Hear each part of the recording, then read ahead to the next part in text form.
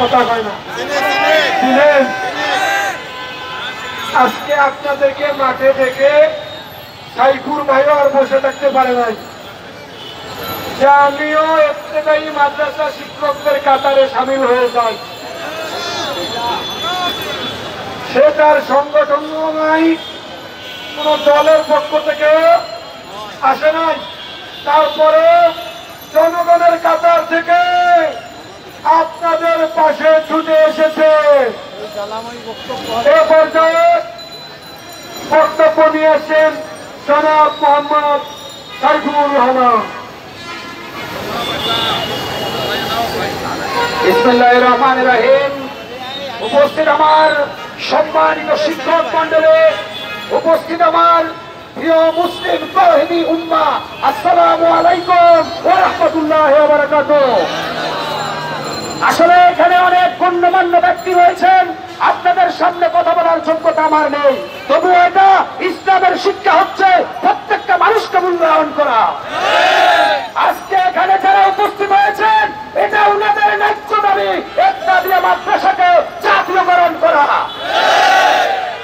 আমি অন্তর্বর্তীকালীন সরকারের নোবেল বিজয়ী ডক্টর ইউনূস সাহেবকে বলবো, বাংলাদেশে প্রতিটা ওয়াইয়ের প্রবেশন হয়, বাংলাদেশে রামবাম নাস্তিকদের প্রবেশন হয়, কিন্তু বাংলাদেশে ধর্মীয় শিক্ষা প্রতিষ্ঠানের কেন অবনতি হয়?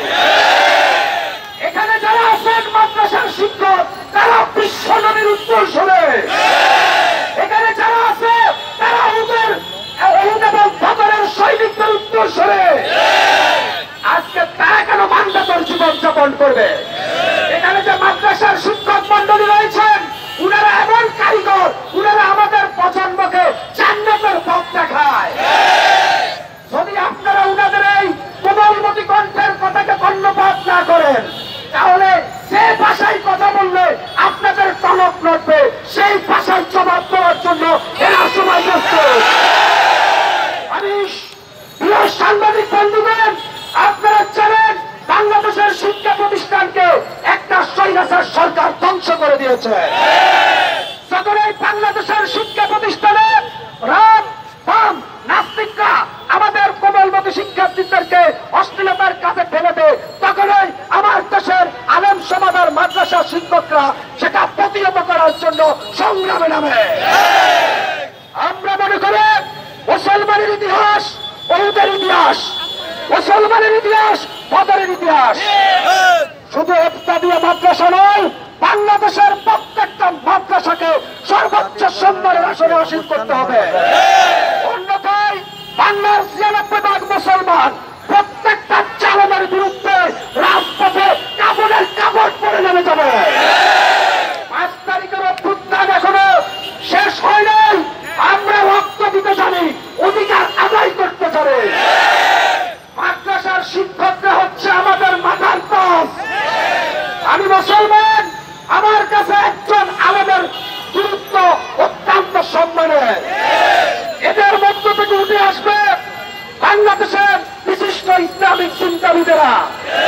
কেন আজকে আমার মাদ্রাসার শিক্ষকেরা বছরের পর বছর কারাগারে নির্যাতিত হবে? মাদ্রাসার শিক্ষকদের চাকরি আছে, বেতন নাই।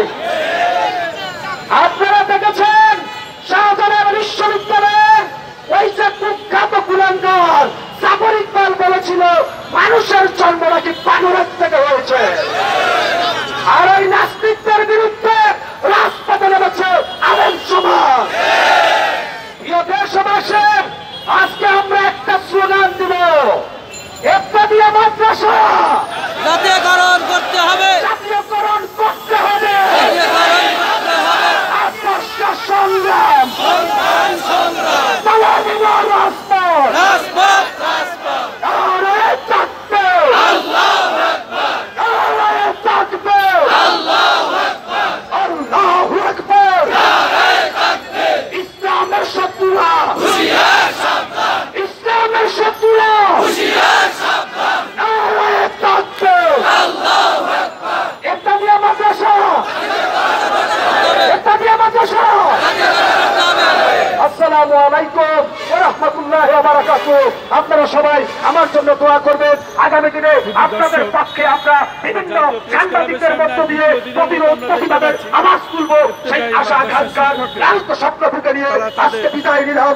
আসসালামু আলাইকুম ওয়া রাহমাতুল্লাহি ওয়া বারাকাতুহু। বাংলাদেশ মাদ্রাসা শিক্ষা বোর্ড কর্তৃক রেজিস্ট্রেশন প্রাপ্ত বৈষম্য শিকার সকল স্বতন্ত্র ইবতেদায়ী মাদ্রাসা প্রাথমিক বিদ্যালয়ের ন্যায় জাতীয়করণের দাবিতে অবস্থান ধর্মঘট তারা চালিয়ে যাচ্ছে। স্বতন্ত্র ইবতেদায়ী মাদ্রাসা শিক্ষা ঐক্য জোট আন্দোলন বাস্তবায়ন কমিটি আমরা দেখতে পাচ্ছি জাতীয় প্রেস ক্লাবের সামনে আজ দ্বিতীয় দিনের মতো তারা চালিয়ে যাচ্ছে। বক্তব্য রাখবেন বাংলাদেশ শিক্ষক ফোরামের প্রাইভেট বিশ্ববিদ্যালয় বিষয়